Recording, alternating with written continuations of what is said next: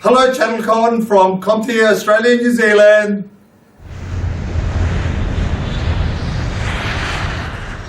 G'day and kia ora from Australia and New Zealand.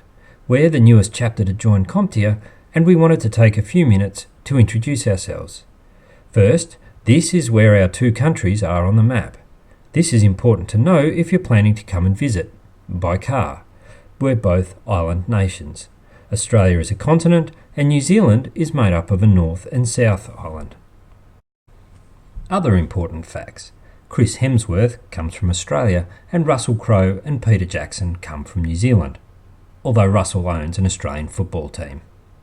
Foster's Beer is not Australian, it's owned by a South African company, and neither Australians nor New Zealanders drink it, but we do tell the Canadians and the English that it's terrific. New Zealanders and Australians also call shrimp prawns. This can be disappointing for some international visitors, particularly when standing near a barbecue. This is the big prawn. It's in the town where I live. There is no big barbecue. That would just be ridiculous. These are our national animals. Australia has two. New Zealand's is a flightless bird called the kiwi. Most New Zealanders also proudly call themselves Kiwis. Australians, however, call themselves Aussies, not kangaroos or emus. Australia and New Zealand are different countries, but in many ways we act like siblings. We both belong to the Commonwealth, have the Westminster system of government, have politicians who embarrass us internationally, and we fight alongside each other in conflicts around the world and have done since the 1800s. We have very strong and friendly business ties. There is a large amount of migration between New Zealand and Australia. In fact, one New Zealand Prime Minister generously remarked on the migration of his countrymen, saying, "It increases the IQ of both countries when a New Zealander leaves to go to Australia." We play titanic games of sport against each other, mostly rugby union and cricket, and we don't mind who wins, as long as one of us beats England later on.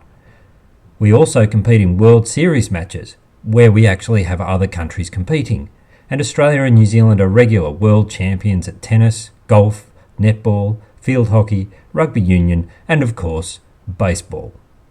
I just made that one up. But we do have some very good swimmers. So what's the channel like in Australia and New Zealand? The Australian and New Zealand IT and business environment is developed, mature, and growing. All of the major vendors and most of the global distributors have a strong presence in Australia and New Zealand, and there are several thousand resellers of all sizes servicing all elements of business and government in both countries. Many companies maintain offices in Australia and New Zealand and look after customers who also operate in both countries. Many also service markets in Southeast Asia, and some are setting up in China. We face the same pressures in our channel business as every developed country. Enterprise vendors are looking for growth in the mid-market. Distributors are refining their supply chains and service delivery models to find ways to keep growing and be profitable. Resellers are racing to redefine their business models as cloud-based infrastructure and applications attract more business customers. Access to advanced IT skills remains a constant challenge for end customers, resellers, and vendors, and a strategic and structural barrier to growth. Now let's hear from Mohib Moses, ANZ CompTIA Community Chair.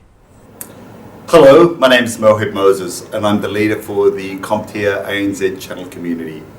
Firstly, let me say I'm delighted that CompTIA has come to Australia and New Zealand.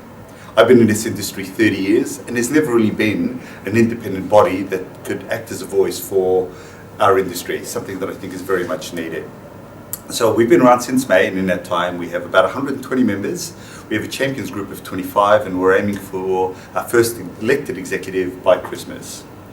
Our first community meeting is coming up in August. That's 3 weeks away and we've already got 130 registrations. Like every other community, our focus is on education, philanthropy and networking. But we're new with this, so we're looking forward to working with our colleagues in the UK, US and Canada to help us through this.